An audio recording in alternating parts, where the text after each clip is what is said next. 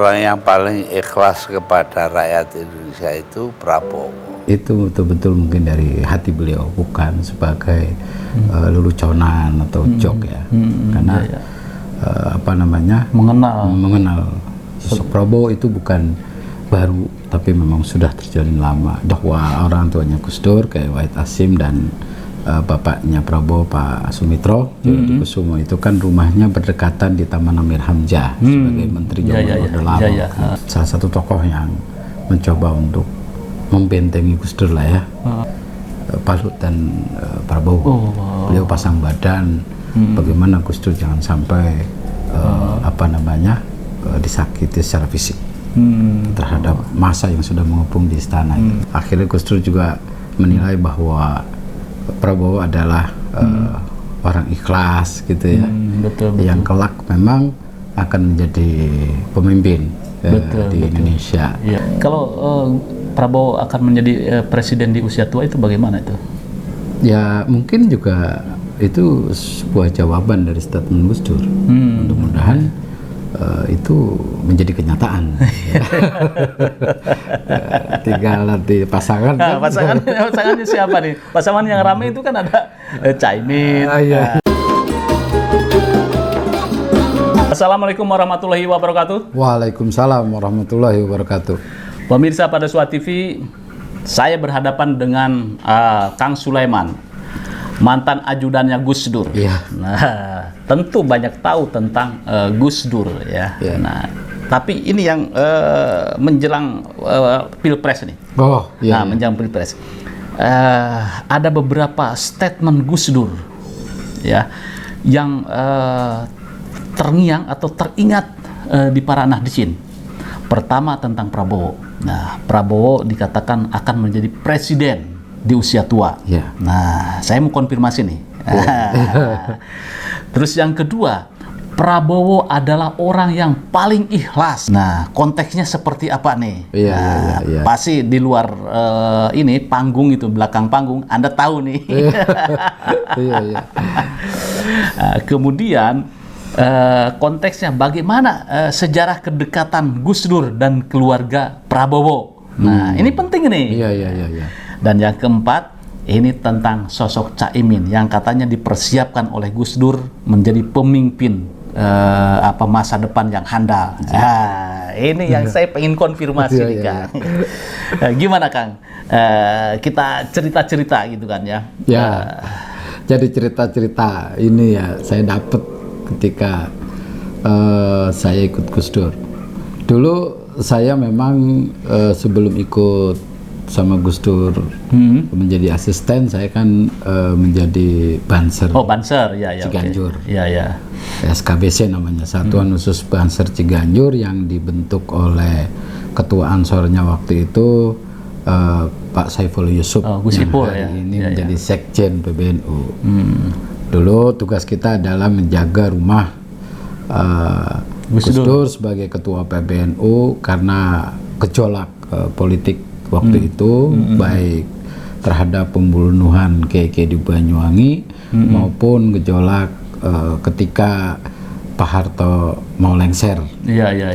Singkat cerita, kita jadi tahu tamu-tamu yang sering ketemu Gus Dur, yang ke rumahnya Gus Dur gitu.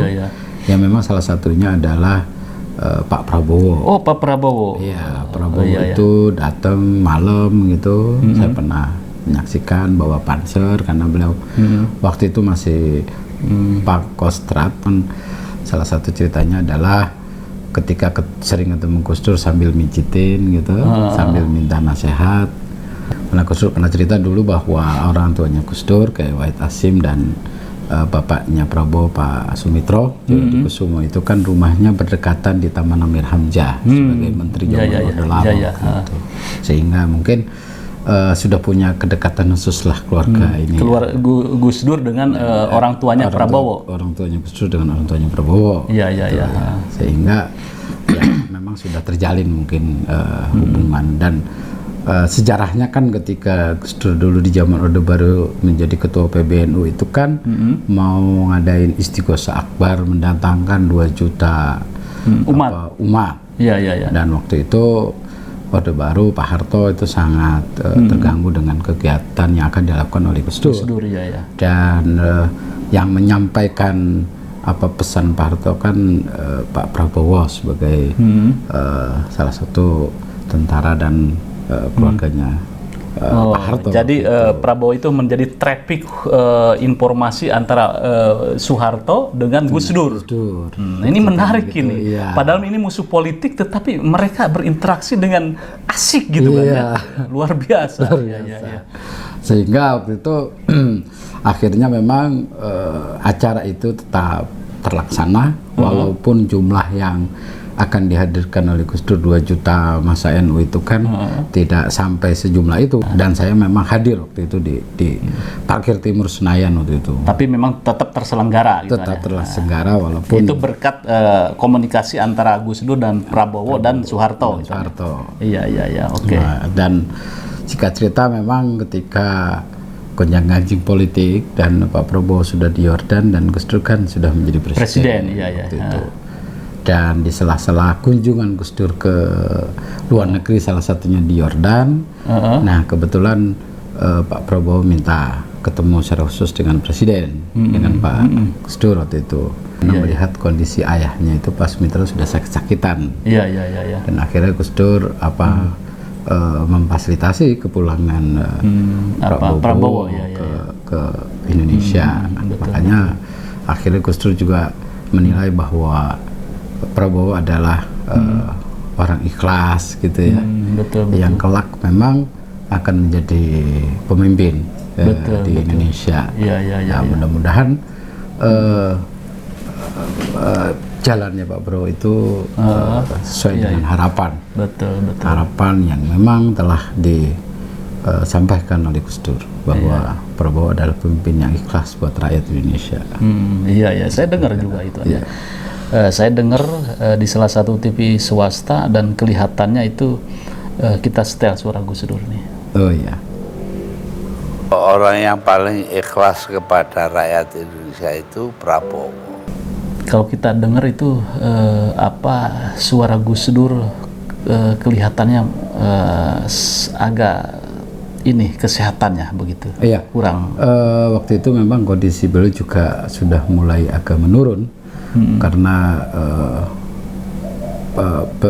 penyakit yang memang dia derita itu memang sudah mulai agak sedikit mengganggu aktivitas beliau, walaupun tim dokter Gus Dur yang memang dalam hal ini tim dokter kepresidenan maupun tim dokter pribadi yang dikomandoi oleh adiknya Dr. Umar Wahid bahwa sesungguhnya kondisi Gus Dur itu memang di atas rata-rata orang, karena dengan begitu penyakit yang beliau hadapi, juga sudah melakukan cuci darah, tapi semangat beliau karena untuk rakyat Indonesia, untuk membela kaum tertindas, itu yang membuat diri dia tetap kelihatan sehat. Sehat itu. Makanya saya waktu itu memang sangat berhati-hati sekali gitu ya terhadap kondisi beliau, walaupun dia nggak pikirin itulah, pokoknya tetap aktivitas. Ada nggak behind atau latar belakang bahwa Prabowo adalah orang yang ikhlas? Ya, memang yang saya dengarkan salah satu mungkin orang yang mencoba membela beliau gitu ya, terus mau menyelamatkan Gus Dur gitu ya, sehingga konon ceritanya ada simulasi dari pasukan bagaimana menyelamatkan Gus Dur seorang presiden ketika memang istana sudah terkepung, baik pendemo maupun ya pihak-pihak yang tidak suka terhadap Gus Dur. Akhirnya salah satu tokoh yang mencoba untuk membentengi Gus Dur lah ya, ketika Gus Dur mungkin di bahasanya itu dicolek gitu, ya salah satunya ya Pak Lut dan Prabowo. Beliau pasang badan bagaimana Gus Dur jangan sampai disakiti secara fisik terhadap massa yang sudah mengepung di istana itu. Jadi Pak Luhut dan Prabowo adalah pasang badan ketika kalau terjadi chaos atau apa gitu ya. Wah, disitulah gitu ya statement Gus Dur mengatakan bahwa Prabowo mungkin ya mungkin karena berinteraksi dengan Prabowo itu tidak sebentar karena sudah lama mengenal karakter Prabowo gitu ya. Jadi kan kalau orang sering ketemu Gus Dur dulu kalau tidak deket itu kan berpikirannya ya Gus Dur itu galak, tegas. Ya. Sesungguhnya ketika kita sering berinteraksi dengan beliau, kita bisa memahami bahwa beliau itu punya hati yang tulus, baik, dan yang ada di dalam pikiran beliau adalah bagaimana membuat bangsa ini besar, bagaimana membela hak-hak manusia, tidak melihat dari suku, agama, dan segala macam. Keikhlasan beliau gitu ya, dan beliau tidak memikirkan dirinya sendiri, tapi beliau lebih banyak memikirkan orang-orang yang memang harus dibantu atau dibela. Sehingga ketika orang yang sering berinteraksi, tentunya orang mencoba berusaha bagaimana diri dia itu ingin seperti kayak Gus Dur. Ya, hari ini kan kita lihat bahwa mungkin seperti kayak Pak Mahfud, mungkin juga kayak Pak Prabowo, mungkin kayak Pak Luhut, atau mungkin kayak apa namanya Pak Rizal Ramli begitu. Itu apa namanya punya prinsip, ya, punya prinsip dan tidak semata-mata memikirkan dirinya atau karirnya atau apanya gitu. Tapi bagaimana dirinya itu berguna buat bangsa ini, membangun bangsa ini, apa yang bisa diberikan diri dia terhadap bangsa ini, itu kan saya lihat pada akhirnya tumbuh kepada kader-kader maupun kepada sahabat-sahabat yang selama ini berinteraksi dengan beliau secara langsung. Gitu. Jadi statement Gus Dur itu bukan joke terhadap Prabowo gitu. Memang Gus Dur mengenal karakter Prabowo ya secara dekat. Iya, saya rasa beda ya, Gus Dur buat joke atau Gus Dur menilai seseorang. Jadi saya melihat ketika dia mengucapkan bahwa Prabowo adalah yang paling ikhlas terhadap tokoh yang paling ikhlas untuk rakyat ya. Rakyat itu betul-betul mungkin dari hati beliau, bukan sebagai leluconan atau joke ya. Karena apa namanya mengenal sosok Prabowo itu bukan baru, tapi memang sudah terjalin lama, dan hasil diskusi itu kan pada akhir kan menyimpulkan masing-masing gimana penilaian Gus Dur terhadap beliau, dan sebaliknya juga seperti itu. Apa yang saya bisa lakukan seperti kayak Gus Dur kan gitu. Iya betul.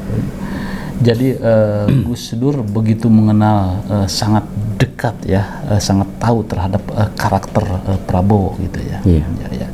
Ya ini saya konfirmasi kepada ajudan Gus Dur, karena seringkali mengatakan bahwa Prabowo paling ikhlas untuk rakyat. Itu seringkali wah itu joknya Gus Dur.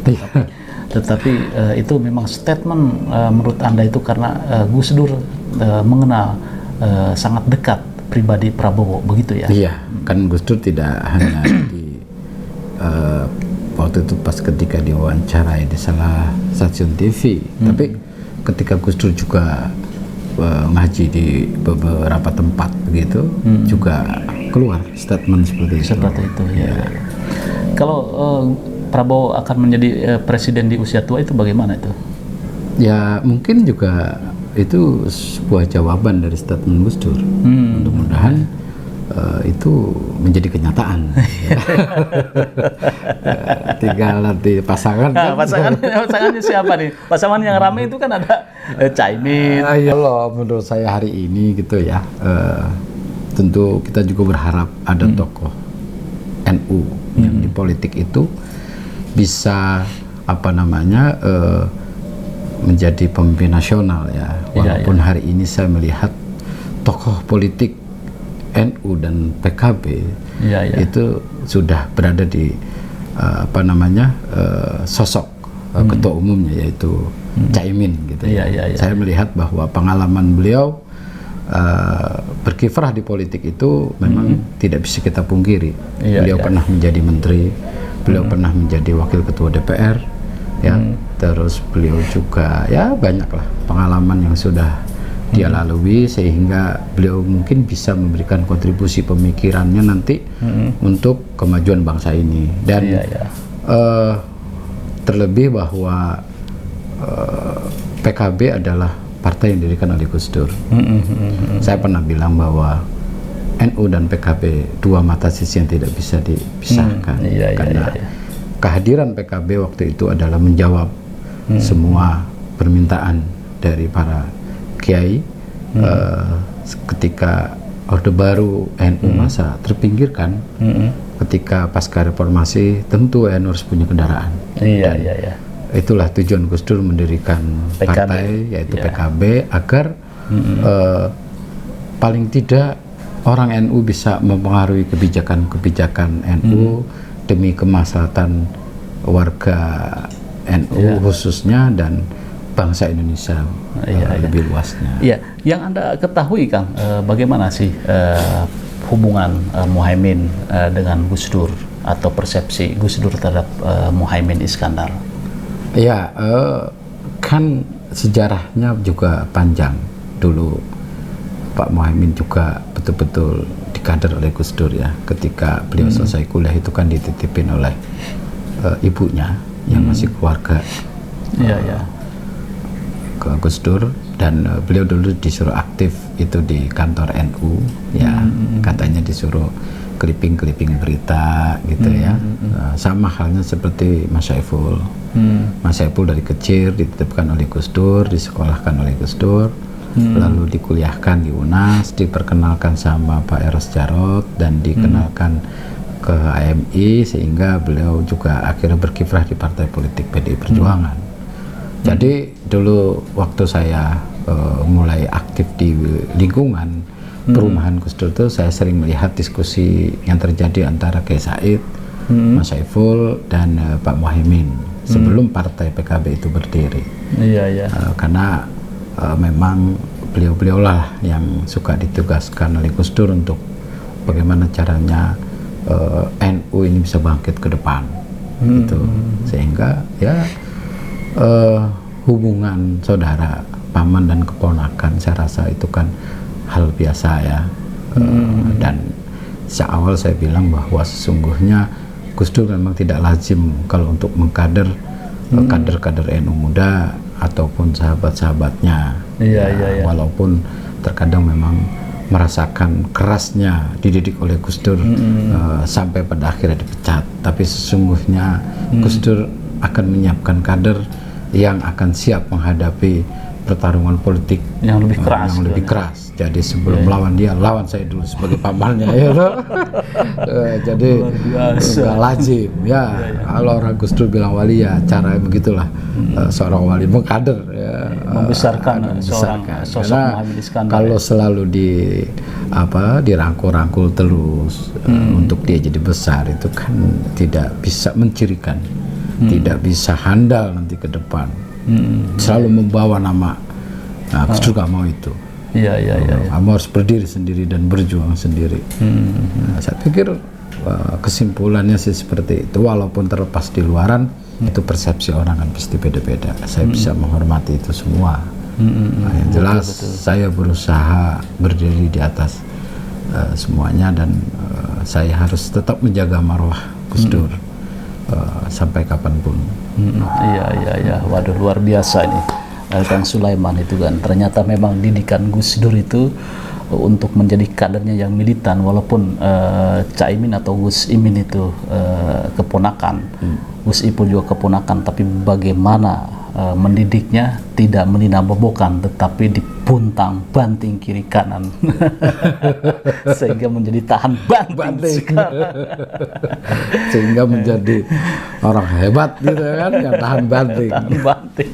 Saya dapat insight yang luar biasa dari mantan ajudan Gus Dur. Sejatinya itulah didikan Gus Dur, bagaimana membesarkan sosok Muhaimin Iskandar menjadi ketua partai atau politisi yang tangguh di Indonesia. Dan ternyata terbukti itu.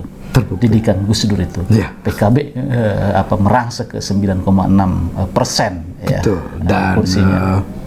apa namanya langkah-langkahnya hampir menyerupai kayak langkah Gus Dur gitu ya. Ada koalisi semut, ada koalisi dan segala macam. Yang penting bagaimana caranya PKB terlihat eksis dan masuk berita terus. Ini yang kecerdikan, salah satu kecerdikan yang ditransformasikan Gus Dur atau di copycat oleh Caimin. Kreatif itu. Ya, tentu persepsi saya kembalikan kepada Anda, tetapi realitas politik memang Gus Imin atau Muhaimin Iskandar sekarang menjadi salah satu politisi handal. Assalamualaikum warahmatullahi wabarakatuh. Waalaikumsalam warahmatullahi wabarakatuh.